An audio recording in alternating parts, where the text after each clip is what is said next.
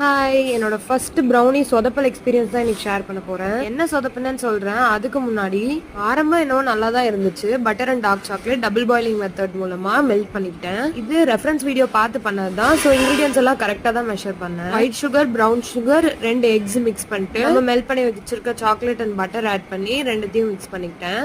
அதுக்கப்புறம் dry ingredients flour, cocoa powder and salt add பண்ணிட்டு vanilla essence add பண்ணி folding மெத்தட்ல பேட்டர் ரெடி பண்ணி வச்சுக்கிட்டேன். பேக்கிங்க்குன்னு என்கிட்ட எந்த வெசலும் இல்லை. அதுக்கு ஏற்ற மாதிரி ஒரு வெசலை தேடி எடுத்துட்டு அதுல பட்டர் பேப்பர் இல்லாததுனால நார்மல் பேப்பர்ல பட்டர் அப்ளை பண்ணி ஸ்ப்ரெட் பண்ணியாச்சு பக்காவா. அந்த கப்ல பேட்டர் எல்லாம் ஊத்தி மேல கேஷ்யூஸ் எல்லாம் வச்சு டெக்கரேட் பண்ற வரைக்கும் நல்லா தான் போச்சு. நாங்க அந்த சொதப்பலே தண்ணியில ஸ்டீம் பண்ணி வேக வைக்கிறேன்னு சொல்லி வாட்டர் பேப்பர்லாம் அதுலயே செட்டில் ஆயிடுச்சு. நடுவுல ஞான உதயம் வந்து குக்கருக்கு மாத்தினேன். ஆனாலுமே பெர்ஃபெக்டான ப்ரௌனி வரல. KFC-ல சாப்பிடுற சாக்கோலோவா கேக்கோட டேஸ்ட் அண்ட் டெக்ஸ்சர் இருந்ததுனால லக்கிலி காலி. இந்த மாதிரி நடக்காம இருக்க உங்களுக்கு ஏதாவது டிப்ஸ் தெரிஞ்சா மறக்காம கமெண்ட் பண்ணுங்க.